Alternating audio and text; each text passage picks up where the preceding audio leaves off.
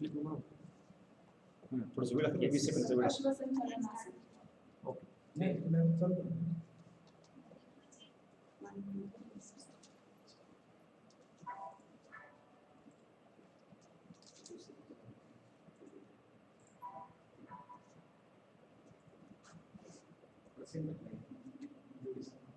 एका line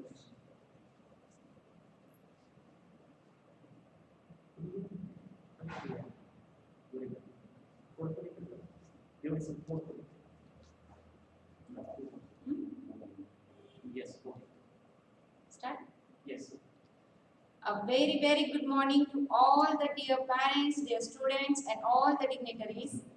A very, very good morning. You cannot always control what goes on outside, but you can always control what goes on inside. This teaches yoga.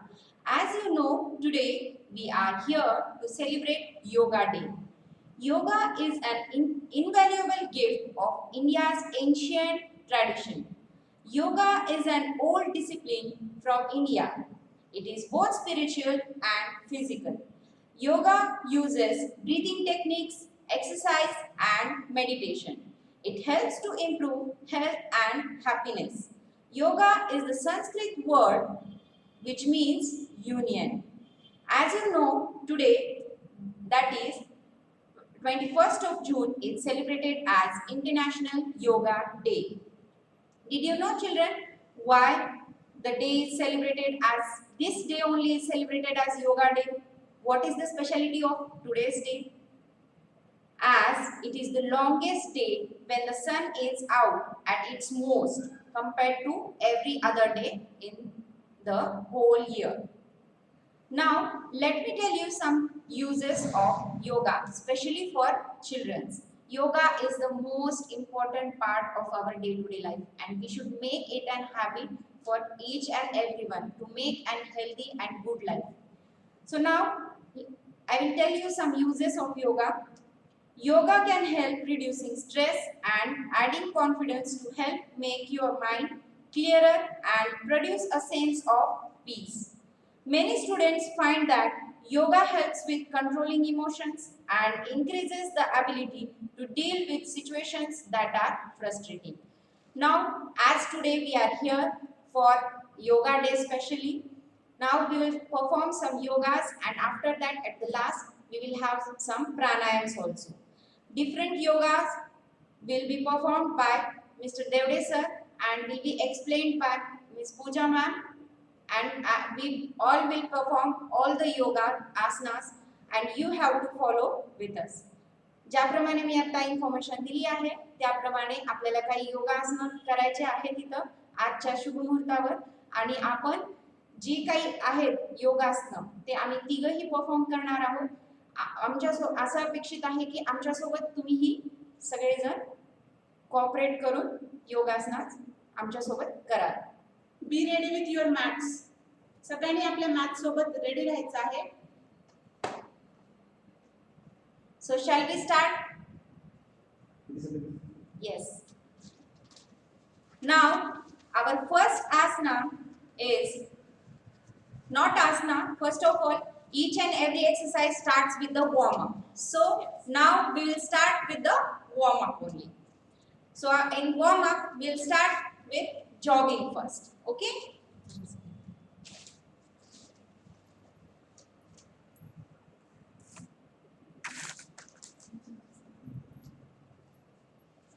So all of you ready now?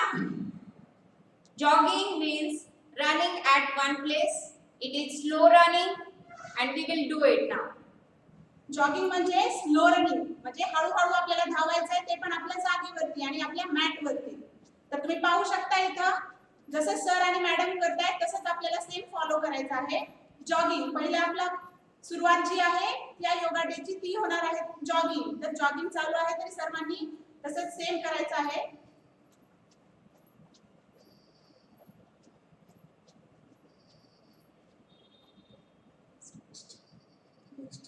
Next.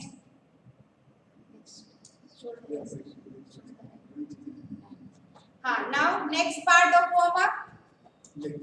We have to alternately move our legs exchanging of left leg and right leg. हमारे जो पैर है हमें right left ऐसे alternatively आगे पीछे ऐसे लेना है, जैसे कि सर कर रहे हैं। Now we both will start. ही पण एक जॉगिंगचा हा दुसरा प्रकार आहे। आपल्याला आपले दोन्ही पाय, उजवा पाय पुढे मागे असं आपल्याला अशा पद्धतीने करायचे आहे जॉगिंग। तर हा पण एक जॉगिंगचा प्रकारच आहे, तर तो सगळ्यांनी करायचा आहे।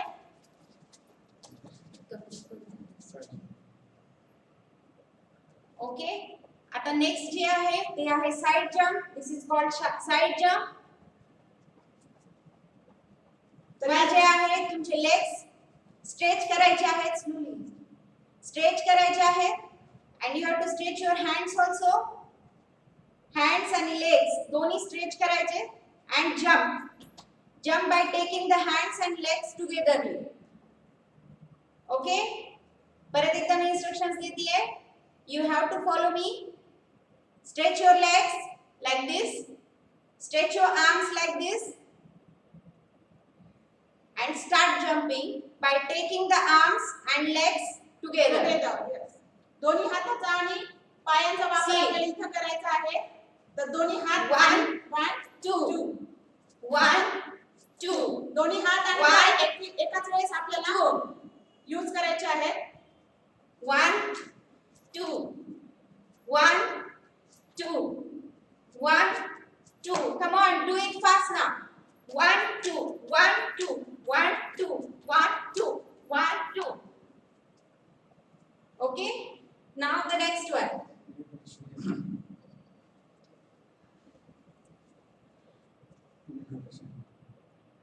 आता आपण काय करतोय, नेक रोटेशन।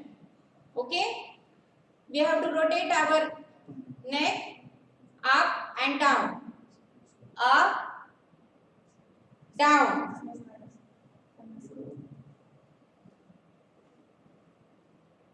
up down. हा पण जॉगिंगचाच एक प्रकार आहे, त्याच्यामध्ये आपल्याला मानेचा उपयोग करायचा आहे। तर मान सुरुवातीला वरती आणि परत खाली अशा पद्धतीने आपल्याला हा जॉगिंगचा जो तिसरा प्रकार आहे, वॉर्म अपचा जो तिसरा प्रकार आहे तो आपल्याला इथं करायचा आहे। तर सगळ्यांनी जसं सर करतायत तसं सगळ्यांनी फॉलो करायचं आहे।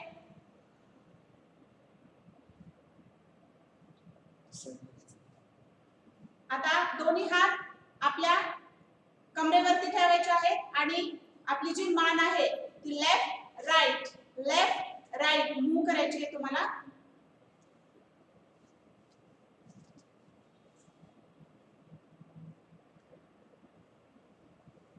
हा पण वॉर्म अपचाच एक प्रकार आहे।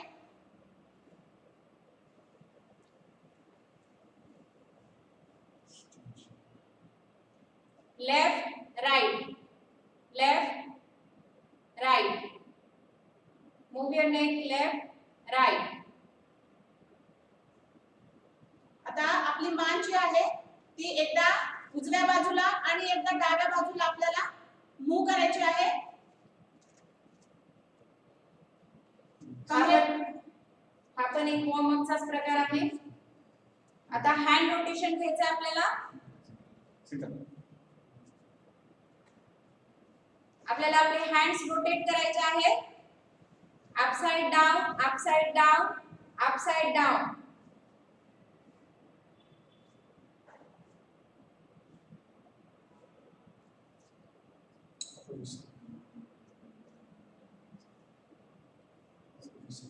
आता तुम्हाला तसंच क्लॉकवाइज आणि अँटी क्लॉकवाइज तुमचे हात फिरवायचे आहेत। तर हाताची जी तुमची दिशा आहे ती आता बदललेली आहे। सर्वांनी इकडे लक्ष देऊन लक्षपूर्वक आपल्याला ही जे काही वॉर्म अप चालू आहे सध्या तर ते करायचं आहे। सभी को ध्यान से करना है।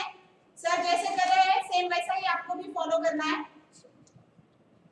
अभी वार्म अप का नेक्स्ट टाइप स्टार्ट हो गया है। यहाँ पे आप देख सकते हो कैसे करना है। दोनों हाथ, एक हाथ ऊपर नीचे, दोनों आपके लेग्स जो है वो एक जगह पे ऐसे ही रख के सिर्फ हाथों का इस्तेमाल करना है आपको। यहाँ पे दोनों हाथ अपने अप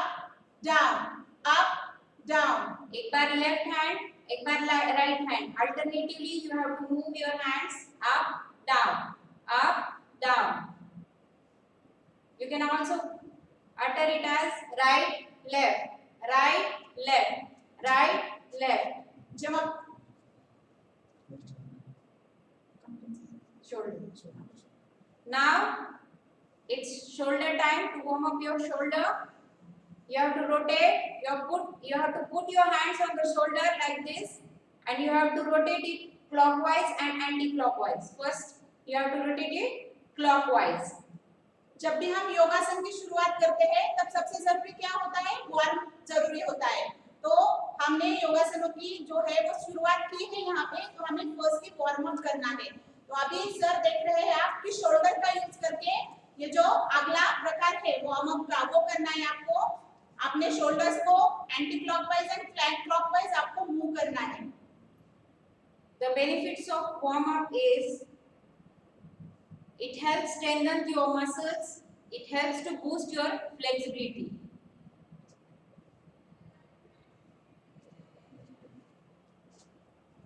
अभी अगला जो प्रकार है उसमें आपको आपके एंकल्स का यूज करना है। इसे एंकल रोटेशन कहा जाता है। हाँ, इसे एंकल रोटेशन कहा जाता है। अपने एंकल्स को आपको एंटी क्लॉकवाइज एंड क्लॉकवाइज इसे भी घुमाना है आपको। पहले राइट लेग के एंकल से आपको स्टार्ट करना है। जैसे कि आप देख रहे हो यहाँ पे सर जैसे कर रहे हैं सेम वैसे ही आपको ये सब चीज, सभी आसन, सभी वार्म अप जो है वो फॉलो करने हैं। हाँ, अभी आप देख रहे हो कि राइट लेग आगे लेके आपको ankle clockwise and anti clockwise ऐसे रोटेट करना है। After right leg, you have to take the next leg, that is left leg, and you have to rotate your ankle clockwise and anti-clockwise. आपको आपकी जो ankle है वो clockwise and anti-clockwise rotate करना। Sir is performing all the warm-ups you can see here and follow the same. Now change the direction.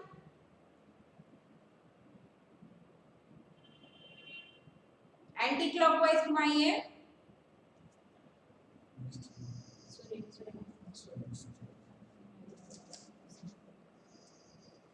अभी हमारा जो next आसन है that is सूर्य नमस्कार. It is also called as sun salutation. It is also known as the ultimate asana, which strengthens your back as well as your muscles and brings down blood sugar level. It also improves metabolism and blood circulation. और एक चीज आपको ध्यान में रखनी है सभी को, जब भी हम कोई योगासन करते हैं मैट बहुत जरूरी होता है। विदाउट मैट आपको योगासन नहीं करने हैं। तो पहले आप ये समझ लीजिए कि आप सभी के पास मैट होने ही चाहिए। तो अभी हम सूर्यासन, सूर्य नमस्कार से हम शुरुआत कर रहे हैं। सूर्य नमस्कार योगासनों में सर्वश्रेष्ठ है। दरअसल सूर्य नमस्कार 12 मुद्राओं में किया जाने वाला योग है। इसके अभ्यास से साधक का शरीर निरोग और स्वस्थ होकर तेजस्वी होता है।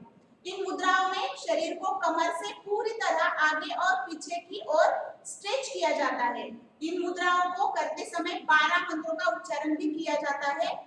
इससे पूरे शरीर में ऑक्सीजन का संचार होता है और रक्त प्रवाह अच्छा होता है। ब्लड प्रेशर में आरामदायक होता है, वजन कम होता है। सूर्य नमस्कार करने से कई रोगों से छुटकारा मिलता है। आइए अब हम इन 12 मुद्राओं के बारे में जाने और उसके साथ उसी के प्रकाश हमें भी आज करने हैं। तो पहला है प्रणाम मुद्रा। जैसे सर कर रहे हैं आपको करना है प्रणाम मुद्रा। सूर्य नमस्कार की शुरुआत प्रणाम मुद्रा से होती है। इसे करने के लिए सबसे पहले सावधान की मुद्रा में खड़े होकर अपने दोनों हाथों को कंधे से समानांतर उठाए हुए दोनों हथेलियों को ऊपर की ओर ले जाए। हाथों के अगले भाग को एक दूसरे से चिपका लीजिए। फिर हाथों को उसी स्थिति में सामने की ओर लाकर नीचे की ओर गोल घुमाते हुए नमस्कार की मुद्रा में खड़े हो जाइए। जैसे कि सर यहाँ पे प्रणाम मुद्रा में खड़े हुए हैं। आप देख रहे हैं प्रणाम मुद्रा, ये हमारे सूर्य नमस्कार की शुरुआत है।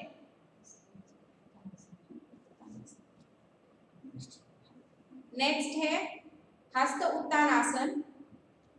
इसे करने के लिए सांस भरते हुए दोनों हाथों को कानों के पास सटाते हुए ऊपर की ओर स्ट्रेच करें और कमर से पीछे की ओर झुकते हुए बाजुओं और भुजाओं और गर्दन को पीछे की ओर झुकाएं।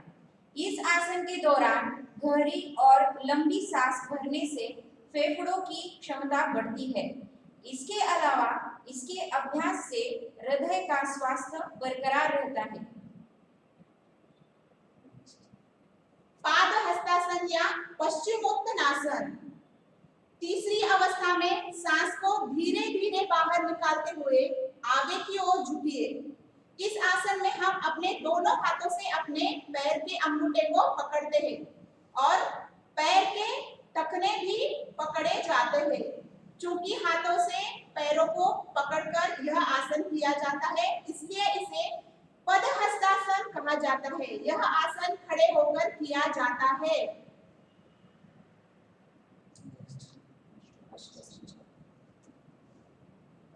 नेक्स्ट है अश्व संचालन आसन।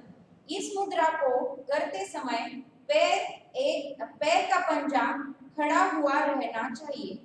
इस आसन को करने के लिए हाथों को जमीन पर टिकाकर सांस लेते हुए दाहिने पैर को पीछे की तरफ ले जाएं। उसके बाद सीने को आगे खींचते हुए गर्दन को ऊपर उठाएं। इस आसन के अभ्यास के समय कमर झुके नहीं। इसके लिए मेरुदंड सीधा और लंबवत रखना चाहिए। उसके बाद है पर्वतासन। इस मुद्रा को करने के लिए जमीन पर पद्मासन में बैठ जाइए। सांस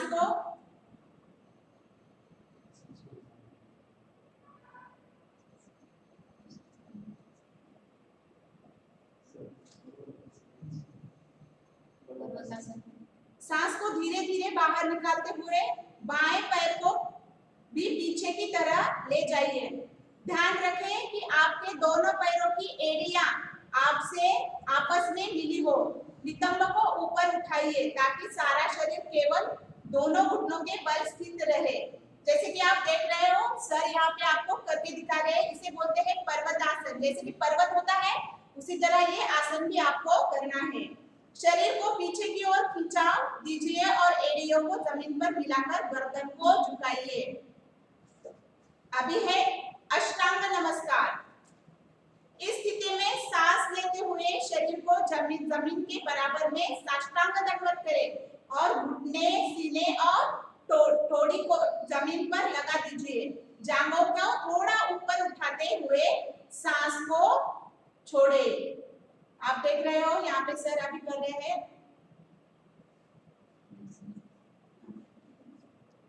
भुजंगासन। इस स्थिति में धीरे धीरे सांस को भरते हुए सीने को आगे की ओर खींचते हुए हाथों को सीधा कीजिए। गर्दन को पीछे की ओर ले जाएं ताकि घुटने जमीन को छूते तथा पैरों के पंजे खड़े रहे। इसे भुजंग आसन भी कहते हैं। अभी फिर से हमें पर्वतासन करना है। पांचवी स्थिति जैसी मुद्रा बनाए। पांचवी स्थिति जैसी मुद्रा है, ये सेम अभी वही करना है हमें। इसमें श्वास को धीरे धीरे बाहर छोड़ते हुए दाएं पैर को भी पीछे ले जाए। दोनों पैरों की एड़ियां परस्पर मिली हुई हो। पीछे की ओर शरीर को खिंचाव दे और एड़ियों को जमीन पर मिलाने का प्रयास करें। नितंबों को अधिक से अधिक ऊपर उठाए। जैसे कि पर्वत होता है, वैसे ही हमें ये आसन करना है और इसे पर्वत आसन ही कहा जाता है। अश्व संचालन आसन। इस स्थिति में चौथी स्थिति के जैसी मुद्रा बनाएं। सांस को भरते हुए बाएं पैर को पीछे की ओर ले जाएं। छाती को खींचकर आगे की ओर तानें। गर्दन को अधिक पीछे की ओर झुकाएं। टांग तनी हुई सीधी पीछे की ओर खिंचाव और पैर का पंजा खड़ा हुआ। इस स्थिति में कुछ समय रुके। आपको इस स्थिति में कुछ समय रुकना है। ये चौथी स्थिति जैसे की थी हमने उसी प्रकार ये चौथी स्थिति को हमें फिर से दोहराना है। अभी है हस्तासन, हस्तपादासन बोलते हैं इसे। वापस तीसरी स्थिति में आना है आपको। स्थिति में सांस को धीरे धीरे बाहर निकालते हुए आगे की ओर झुके, हाथ गर्दन और कानों से सटे हुए और नीचे पैरों के दाएं बाएं जमीन को स्पर्श करने चाहिए। ध्यान रखें कि घुटने सीधे रहे और माथा घुटनों को स्पर्श करना चाहिए। कुछ क्षण इसी स्थिति में रुके। घुटने आपके जो है वो सीधे रखने हैं इस आसन में, बिल्कुल उसे झुकाना नहीं है, सीधा रखना है घुटनों को आपने। जैसे कि यहाँ पे सर करके दिखा रहे हैं आपको, जैसे सर कर रहे हैं उसी प्रकार आपको सभी आसन फॉलो करने हैं। नेक्स्ट, हस्त उत्तानासन। यह स्थिति दूसरी स्थिति के समान है। दूसरी मुद्रा में रहते हुए सांस भरते हुए दोनों हाथों को ऊपर ले जाए। इस स्थिति में हाथों को पीछे की ओर ले जाए और साथ ही गर्दन तथा कमर को भी पीछे की ओर झुकाए, यथार्थ अर्धचक्रासन की मुद्रा में आ जाए। अभी फिर से हमें प्रणाम मुद्रा में आना है, जो कि हमने पहली बार की थी। प्रणाम मुद्रा, यह स्थिति पहली मुद्रा की तरह है, अर्थात नमस्कार की मुद्रा। 12 मुद्रा के बाद पुनः विश्राम की स्थिति में खड़े हो जाए।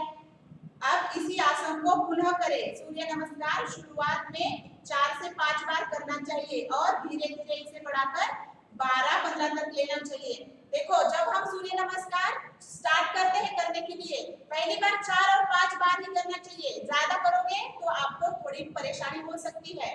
तो जब शुरुआत हो उसे 4 से 5 बार करिए और धीरे धीरे आप उसके गति बढ़ाइए, जैसे कि 12-15 बार आप कर सकते हो, बट वो धीरे धीरे करना है हमें। फिर से एक बार हम सूर्य नमस्कार दोहराते हैं। शुरुआत करना है, शुरुआती कौन सा है? प्रणाम, प्रणाम आसन है अभी।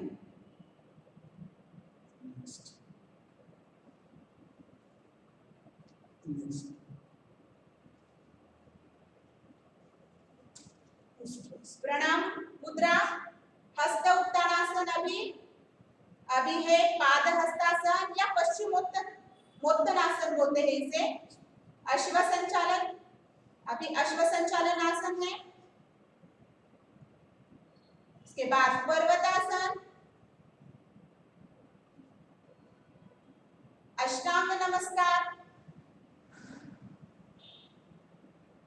भुजंगासन,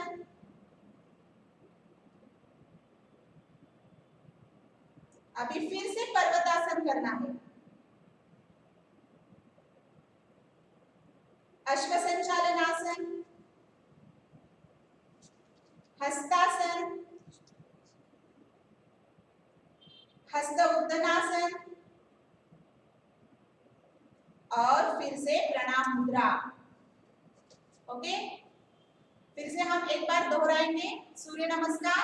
चलो, अभी आपको सूर्य नमस्कार सर के साथ फिर से करना है। शुरुआत करनी है आपको, जैसे सर करते हैं वैसे ही करना है, क्योंकि अभी आपको सभी आसनों के बारे में जानकारी मिल गई है। तो एक बार हम फिर से कर रहे हैं। सर को आपको सिर्फ सर जैसे कर रहे हैं वैसे करना है।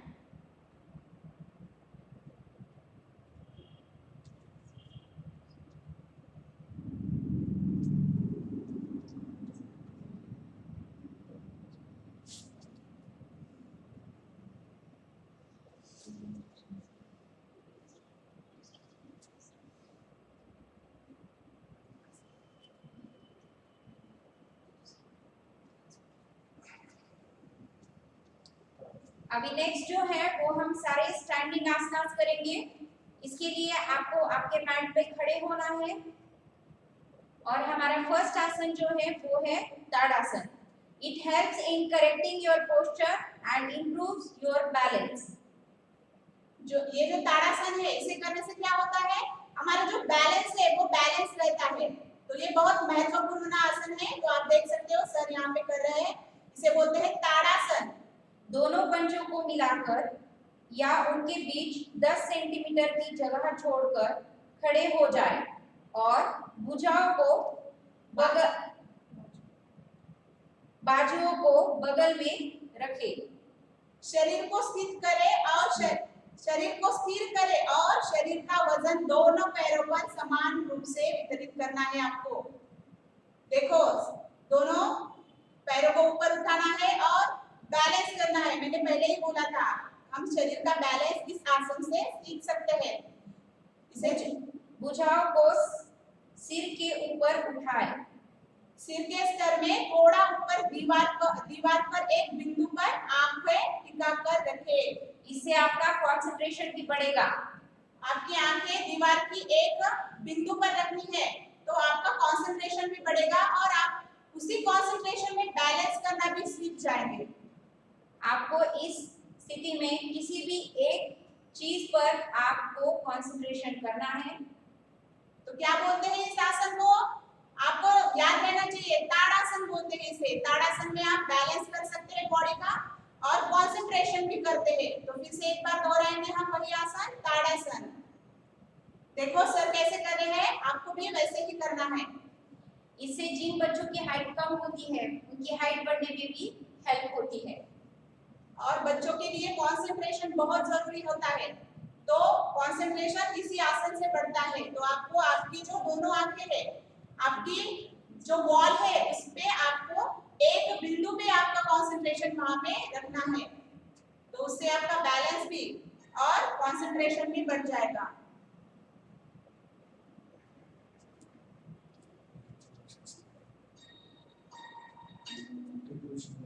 अभी दूसरा जो आसन है स्टैंडिंग आसन, उसे ट्री पोस्चर बोलते हैं। ट्री पोस्चर तो कैसे करना है?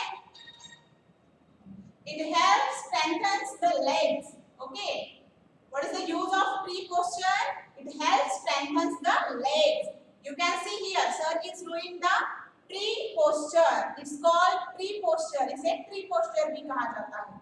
देखो कैसे पेड़ की तरह सर खड़े हैं ना, है ना? तो इसे ट्री पोस्चर बोला जाता है। वृक्षासन बोलते हैं हम इसे, हिंदी में वृक्षासन बोला जाता है इसे। तो क्या करना है आपको? एक पैर नीचे और दूसरा पैर आपके जो थाई है उस पे आपको ये रखना है और प्रणाम आसन करना है, जो कि हमने सूर्य नमस्कार में सीखा था। प्रणाम आसन में एक पैर उठा के आपने लेग्स थाई पर आपको रखना है और बैलेंस करना है। Okay, change your leg now. आपको आपका पैर भी अभी चेंज करना है। इसमें शरीर को संतुलित करके एक मजबूत वृक्ष के जैसे खड़ा रहना पड़ता है। इसमें भी आपको बैलेंस करना है। ओके, देखो आप बहुत बार देखते हैं हम कि ऐसे अगर हमें बोला जाए कि वृक्षासन करो, बहुत हिलते हैं हम, क्योंकि हमारा बैलेंस नहीं होता, हमें प्रैक्टिस नहीं होती। तो हमें ये वृक्षासन बार-बार करना है।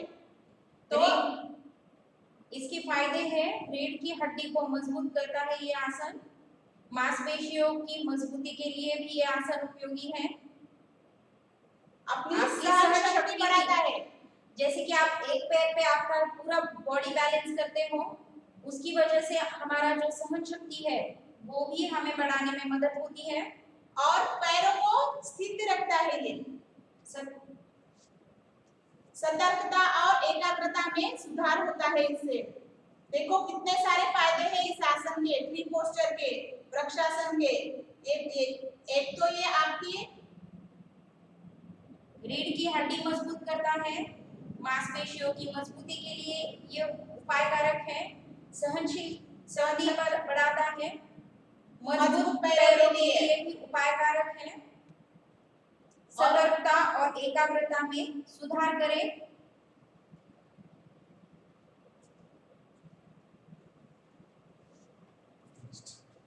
अभी आगे का जो आसन है वो है त्रिकोणासन। कौन सा है? Trikonasana. It helps to expand your chest and shoulder. Okay, what is the use of Trikonasana? It helps to expand your chest and shoulders. See, sir is doing the Trikonasana now.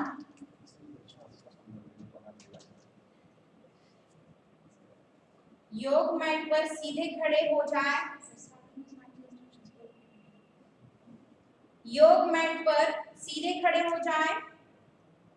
दोनों पैरों के बीच में 3.5 से लेकर 4 फीट तक gap कर ले।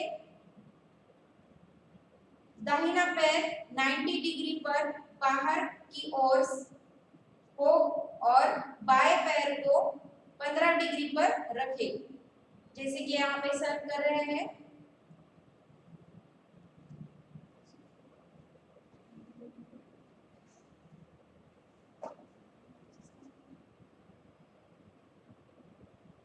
और सीधे आपने आपका जो लेफ्ट हैंड है वो नीचे की तरफ ले जाए और आपका जो राइट हैंड है वो अपने जो ईयर है उसको टच करते हुए आपको ये आसन करना है।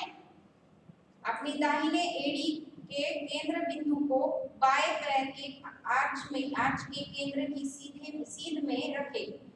ध्यान रहे कि आपका पैर जमीन को दबा रहा हो। शरीर का वजन दोनों पैरों पर एक समान रूप से पड़ रहा हो। गहरी सांस ले और धीरे धीरे छोड़ते जाए। सांस छोड़ते हुए शरीर को हिप्स के नीचे से दाहिने तरफ मोड़े। शरीर को मोड़ते समय कमर एकदम सीधी रहेगी। बाएं हाथ को ऊपर उठाए और दाहिने हाथ से जमीन को स्पर्श करें। दोनों हाथ मिलाकर एक सीधी लाइन बनाइए। देखो अभी एक सीधी लाइन बनानी है आपको। दाहिने हाथ को पिंडली, टखने या जमीन पर टिके दाहिने पैर पर रखें। हाथ चाहे जहां रहे, लेकिन कमर की साइड नहीं बिगड़नी चाहिए। सबसे इंपॉर्टेंट पॉइंट है ये। हाथ चाहे जहां भी रहे, लेकिन कमर की साइड नहीं बिगड़नी चाहिए। बायां हाथ कंधे के ऊपर छत की तरफ खींचा रहेगा। सिर को सामान्य स्थिति में बनाए रखें या फिर बाईं तरफ मोड़कर रखें। आदर्श स्थिति में आपकी दृष्टि बाईं हथेली पर जमी रहेगी। शरीर बगल की तरफ झुका रहे, न तो आगे और न ही पीछे की ओर। आपका सीना और पेल्विस चौड़ा और खुला रहना चाहिए। जितना हो सके स्ट्रेच करें और शरीर को स्थिर बनाएं। लंबी और गहरी सांसें लेते रहें। अभी सांस छोड़ने के साथ ही शरीर को ज्यादा रिलैक्स महसूस करें। गहरी सांस भीतर खींचते हुए शरीर को ढीला छोड़ दो। हाथों को साइड में गिराएं और पैरों को सीधा करें। अब इसी प्रक्रिया को बाएं पैर के साथ भी आपको दोहराना है। जैसे कि आप देख रहे हो बाएं पैर के साथ सर भी दोहरा रहे हैं। ये घुटनों, टखने, पैरों, सीने और हाथों को मजबूत बनाता है। ये आसन ग्रोइंग हिप्स, हैमस्ट्रिंग, पिंडली, सीने, स्पाइन और कंधों को स्ट्रेच देता है। ये शारीरिक और मानसिक स्थिरता को बढ़ाने में भी मदद करता है। ये पाचन सुधारता है और पेट के निचले अंगों को उत्तेजित करता है। ये कमर और साइटिका के दर्द को कम करने में भी बहुत महत्वपूर्ण और मदद करता है। ये स्ट्रेस को भी कम करता है और एनर्जेटिक भी रखता है। अभी अगला आसन है। अभी सिटिंग आसन आपके स्टार्ट होने वाले हैं। ये हो गए थे स्टैंडिंग आसना जो खड़े खड़े करने थे हमें। अभी सिटिंग आसना जो बैठ के करने हुए हैं, वो अभी बैठ के करने वाले आसना आपको स्टार्ट करने हैं। जैसे कि आप थोड़ा सा रिलैक्स हो जाइए बैठ के। फिर बाद में हम देखो ऐसे वार्म अप करना है। अभी बैठे बैठे देखो सर की तरफ, बैठे बैठे थोड़ा सा रिलैक्स होना है आपको। आपके दोनों लेग्स, आपकी एंकल को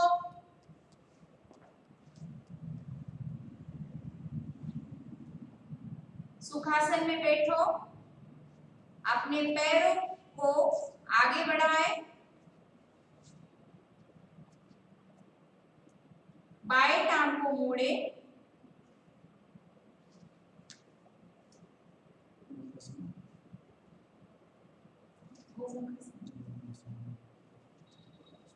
और शरीर के करीब खींच ले।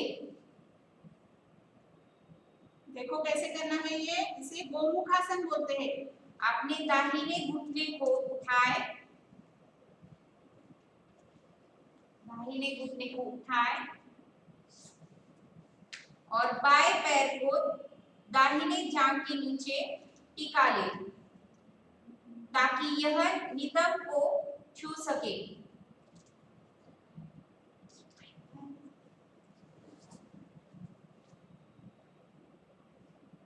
देखो कैसे किया जाता है अपने गोमुखासन। अपने दाहिने टांग को शरीर की ओर खींचे और बाएं जांघ के ऊपर से इसे घुमाकर रख ले ताकि पैर जमीन पर टिका हो। बाएं हाथ को पीठ पर टिकाए और दाएं हाथ को उठाकर कंधे के ऊपर से ले जाकर पीठ पर टिकाए।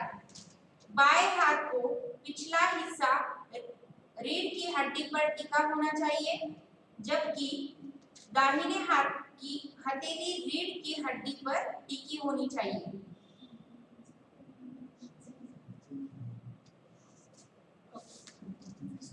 अभी अगला जो आसन है वो है vajrasana. Okay, vajrasana helps keep the mind calm and stable. It helps to keep the mind calm and stable. It is very useful. It's called Vajrasan. पैरों को मोड़कर घुटनों के बल बैठ जाए। These are the steps of Vajrasana.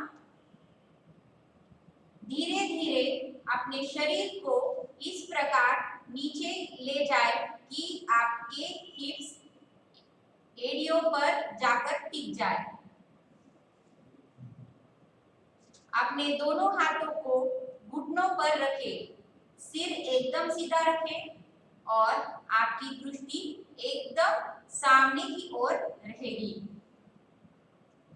अपना ध्यान सांसों की गति पर केंद्रित करें।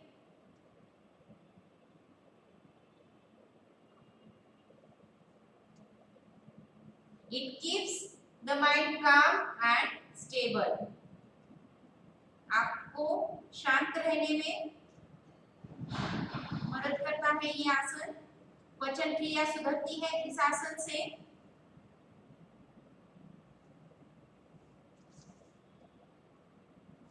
रीढ़ की हड्डी मजबूत होती है।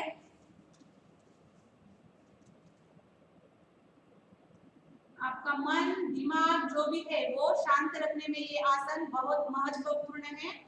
ये आसन मेडिटेशन करने या ध्यान करने के लिए भी बेस्ट माना जाता है। All the students must follow this आसन, जिससे आपकी एकाग्रता बढ़ेगी और आपका पढ़ाई में ज्यादा से ज्यादा मन लगेगा।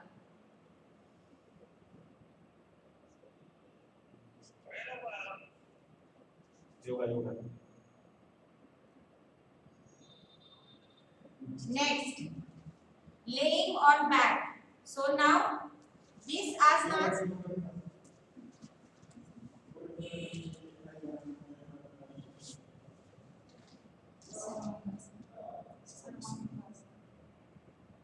Sarvanga Asana.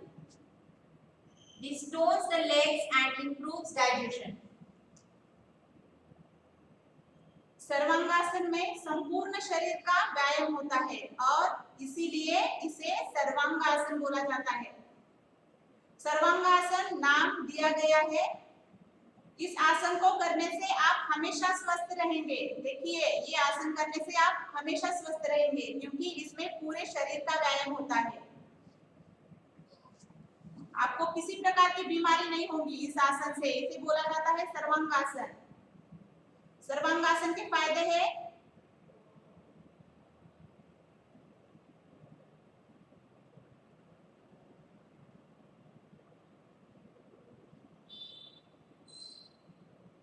इस आसन की तरह सर्वांग आसन के भी बहुत सारे लाभ है। उनमें से कुछ है कंधों और गर्दन में खिंचाव पैदा करता है, सर्वांगासन थायराइड और हाइपोथैलेमस ग्रंथियों को संतुलित करता है ताकि शरीर में उचित हार्मोन उत्पादन हो सके। जो फर्स्ट टाइम योगा कर रहे हैं वो शायद ना कर पाए, लेकिन हम ट्राई तो जरूर कर सकते हैं। हृदय और श्वसन प्रणाली को भी मजबूत करता है ये आसन। सर्वांगासन से पाचन अंगों पर सकारात्मक असर होता है, जिससे कब्ज में राहत मिलती है। जिनको कब्ज है वो लोग ये आसन कर सकते हैं ताकि उनका कब्ज जो है वो कम हो सकता है। शुरुआत में आपको ये आसन नहीं आएगा, पर आपको इसका प्रयास करना है। बार बार करने से आप ये आसन सीख जाओगे। इस आसन से चेहरे पे रक्त प्रवाह बढ़ने के कारण झुर्रियां कम होती है। देखो कितना फायदेमंद आसन है ये आसन करने से रक्त प्रवाह बढ़ता है हमारे चेहरे का और झुर्रियां भी कम होती है। सर्वांगासन करने से मन का तनाव कम होता है, जिससे बेहतर नींद आती है। बहुत फायदेमंद आसन है ये, सभी को करना है और सीखना तो जरूर है, क्योंकि आप इसे घर पे कर सकते हैं। अभी ये कोरोना का टाइम है तो हमें आसन बहुत जरूरी है। हमें आसन करने से इससे पूरी तरह हम इससे छुटकारा पा सकते हैं। तो सभी को ये आसन जो है वो फॉलो करने हैं। तो अभी जो चल रहा है वो है सर्वांगासन। नेक्स्ट, रिलैक्स हो जाए और नेक्स्ट आसन है पवन मुक्त आसन। It strengthens abdominal muscles and reduces belly fat. इसे करने का तरीका है, इस आसन को करने के लिए सबसे पहले पीठ के बल जाए और हाथ पैरों को सीधे फैलाए। इस स्थिति में शरीर को ढीला छोड़ दे।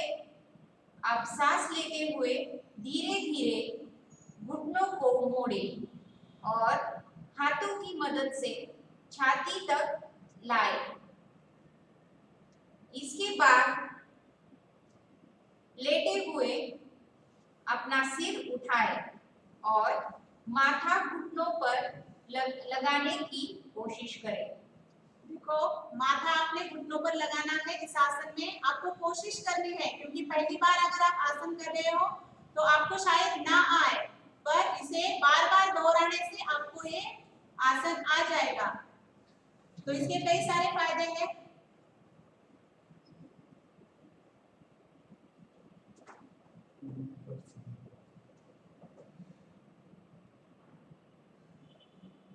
पवन मुक्त आसन पीठ की निचले हिस्से की मांसपेशियों को मजबूत करता है और रीढ़ की हड्डी में लचक बढ़ाता है। यह पेट और पाचन अंगों की मालिश करता है और इसीलिए पेट में गैस और कब्ज को हटाने में बहुत प्रभावी है।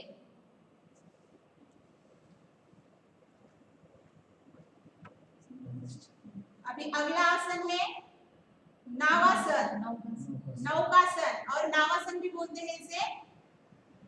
It stimulates kidneys and improves digestion. तो नावासन का नाम नाव शब्द से, नौका पता है ना आपको, बोट इस शब्द से रखा गया है, जिसका मतलब होता है नौका। यस, नावासन आपके एबेस के लिए बहुत अच्छा आसन है। इसको लगातार करने से आपको एब्स बहुत मजबूत हो जाते हैं। आपके एब्स जो है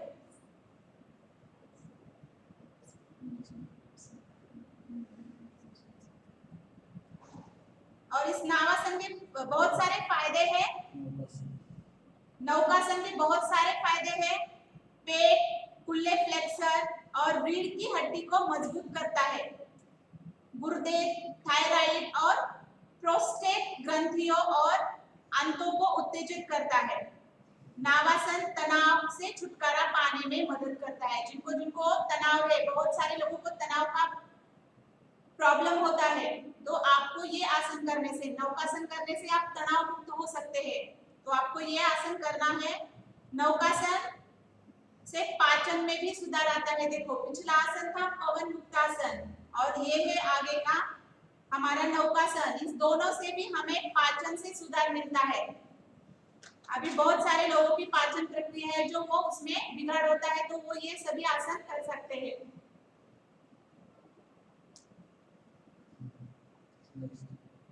नेक्स्ट, अभी सारे, now we will start laying on stomach.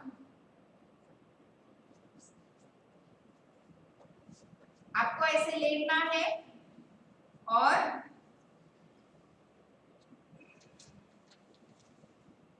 इस आसन का नाम है शलभासन।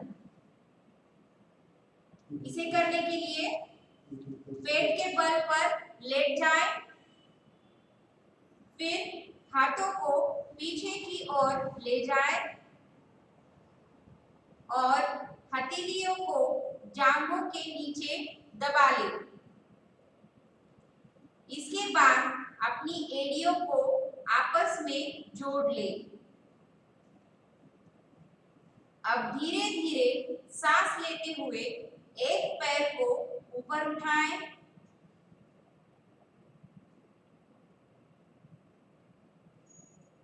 इसे एक पाद शलभासन कहा जाता है। इस अवस्था में यथासंभव रहने का प्रयोग करें और सामान्य रूप से सांस लेने छोड़ने की प्रक्रिया जारी रखें। आप अगर ये फर्स्ट टाइम कर रहे हो तो आपको थोड़ी देर ही, अगर बहुत ज्यादा करोगे तो उसके दुष्परिणाम आपको दिखाई देंगे। तो आपको ये बहुत कम समय के लिए करना है, क्योंकि आप पहली बार कर रहे हैं ये सभी आसन। और कभी भी आपको याद रखना चाहिए कि आप कोई भी एक्सरसाइज करते हो, योगा करते हो, तो आपको इंस्ट्रक्शंस केयरफुली फॉलो करने चाहिए। फिर पैर को नीचे लाकर यही प्रक्रिया दूसरे पैर से करें। इसके बाद दोनों पैरों को जितना हो सके ऊपर उठाएं। दोनों पैरों को अगर उठाया जाता है तो ये द्विपाद आसन कहलाता है। देखो, दोनों पैर को सर ने उठाया है तो इसे क्या बोला जाता है? द्विपाद आसन। द्विपाद मतलब दोनों पैर। इस तरह आप शलभासन का एक चक्र पूरा कर लेंगे। इसके कई फायदे हैं। मांसपेशियों को अच्छा बनाता है, वजन करने में भी ये बहुत ही गुणकारी है।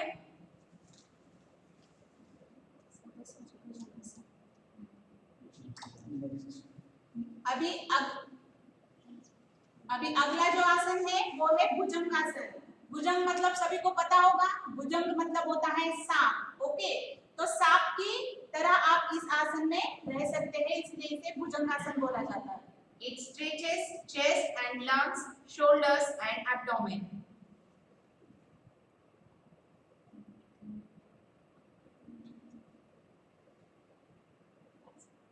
इस आसन के बहुत उपाय है, उपयोग, फायदे हैं इस आसन के। जैसे कि भुजंगासन रीढ़ की हड्डी को मजबूत करता है, छाती और फेफड़ों, कंधों और पेट में खिंचाव लाता है, नितंबों को मजबूत बनाता है भुजंगासन, पेट के आगे अंगों को उत्तेजित करता है। भुजंगासन तनाव और थकान को दूर करने में भी मदद करता है। साइटिका अगर हो तो उससे भी ये आसन जो है वो राहत दिलाता है। अस्थमा यानी कि दमा, अस्थमा के लिए चिकित्सक है भुजंगासन। पारंपरिक ग्रंथों का कहना है कि भुजंगासन शरीर की गर्मी को बढ़ाता है, रोगों को नष्ट कर देता है और कुंडलिनी जगाता है। देखो, बहुत महत्वपूर्ण आसन है ये भी। आपकी शरीर की गर्मी को बढ़ा के जो आपके भीतर जो रोग है कई सारे, तो उन रोगों से ये छुटकारा दिलाता है भुजंगासन। नेक्स्ट आसन है धनुरासन। It stretches the entire front of the body. इसे करने के लिए पेट के बल लेट जाएं, दोनों पैरों के घुटनों को मोड़कर एड़ियों को कूल्हों पर टिकाएं।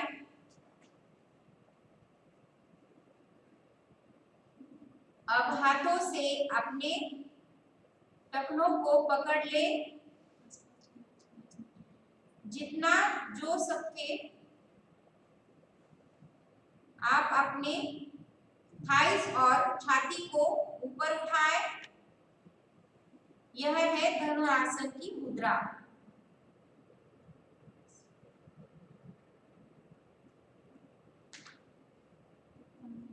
इसके बहुत फायदे हैं पचन में, अच्छा पचन होने के लिए, रीढ़ की हड्डी और मांसपेशियों की ताकत बढ़ाता है,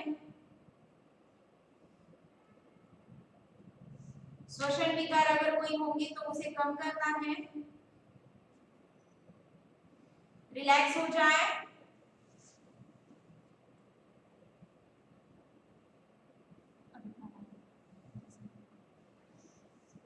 अभी हमारे ये जो आसना पूरे हो गए हैं, तो अभी हम प्राणायाम स्टार्ट करने वाले हैं।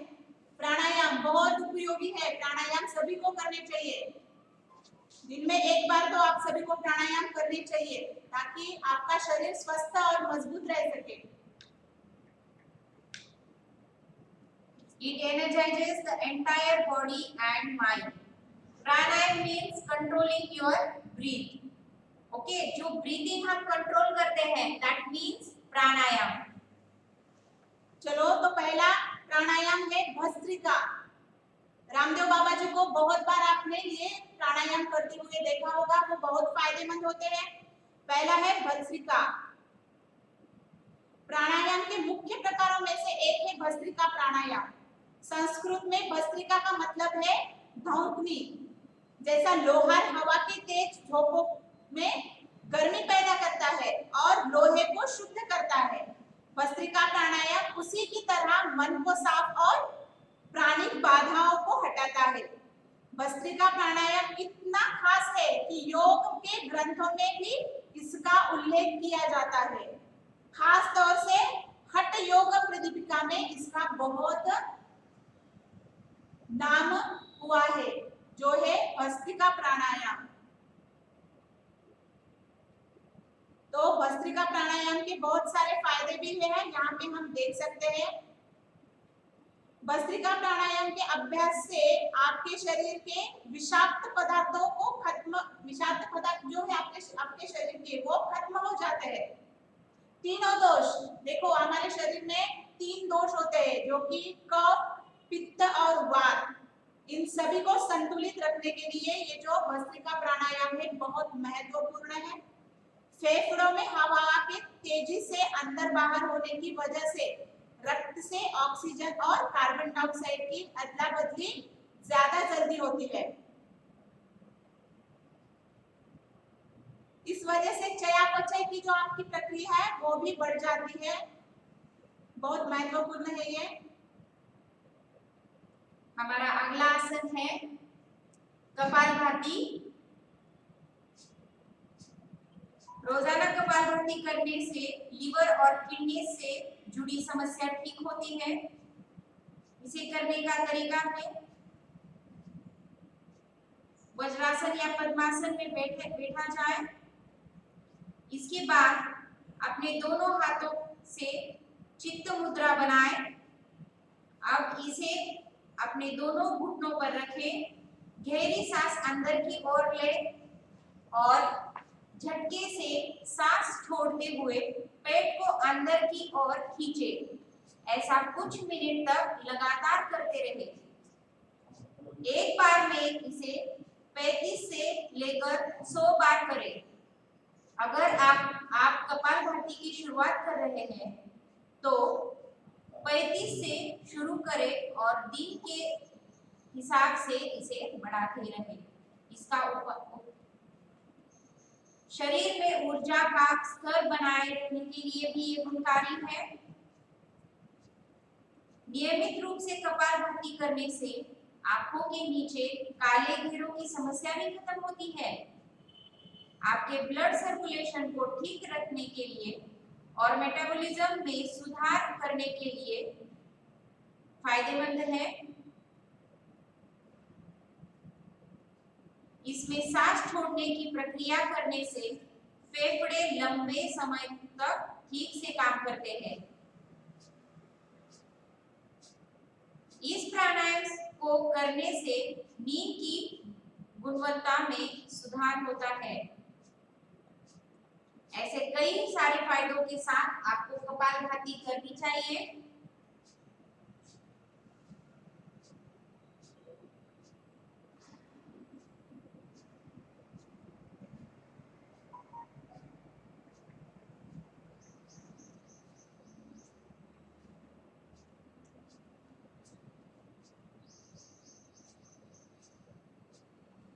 नेक्स्ट प्राणायाम है अनुलोम विलोम।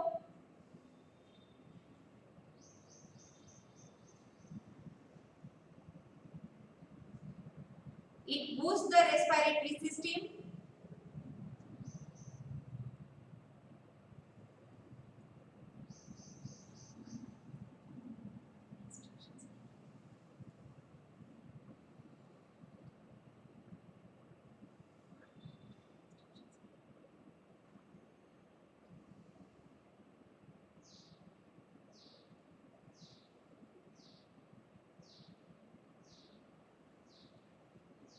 इस प्राणायाम के कई सारे फायदे हैं।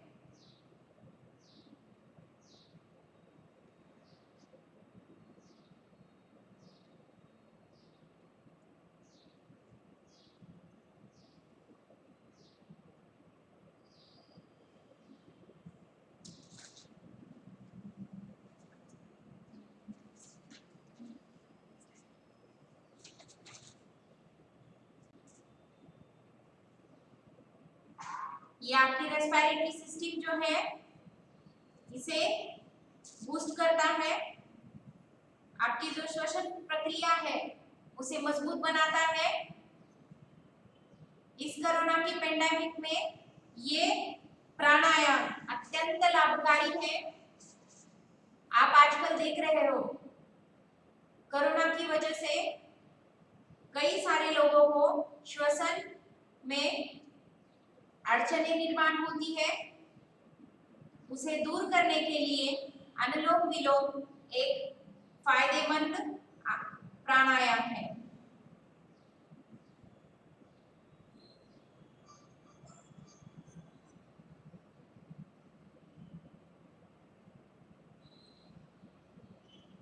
नेक्स्ट प्राणायाम है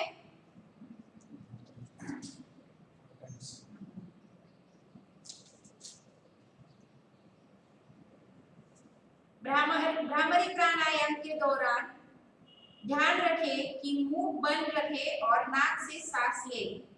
अब नाक से मधुमक्खी की तरह गुनगुनाएं और सांस बाहर छोड़े। सांस छोड़ते हुए ओम का उच्चारण करें। सांस अंदर लेने में करीब 3 से 5 सेकंड और भ्रमर ध्वनि के साथ बाहर छोड़ने में करीब 15 से 20 सेकंड का समय लगाए। आपको ओम का उच्चारण करना है। भ्रामरी करते समय ओम की पूरी आवाज जो है वो आपके कानों में, आपके दिमाग में गूंजनी चाहिए।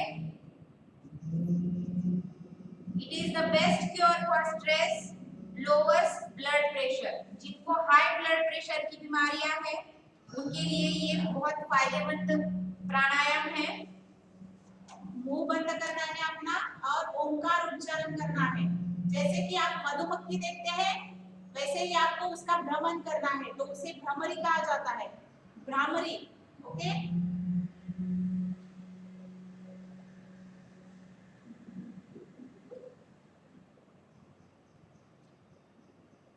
सुखासन में बैठे और इस तरीके से हमारे सारे योग और प्राणायाम आसन समाप्त होते हैं।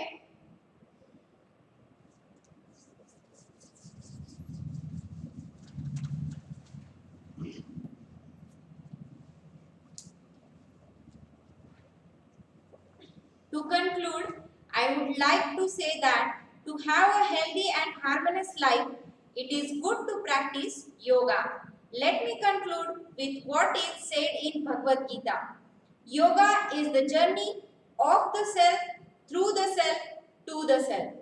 In the end, I would like to thank all the parents who have actively participated in this Yoga Day special session.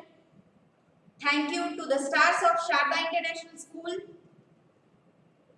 and thanks to all of you for cooperating us and participating actively with us. Lastly, I would like to give a short message for all the students of Sharda International School. Champions, follow the good life habits, and making yoga a habit will definitely make you the champion. Stay home, stay safe. Let's unite to make our society healthy. Thank you so much for your valuable time. Thank you from Sharda International School. Once again, happy International Yoga Day. सेहतमंद रहिए, अपने घरों में रहिए और योगा करते रहिए और योगा को एक अच्छी हैबिट बनाते रहिए। Thank you. Thank you.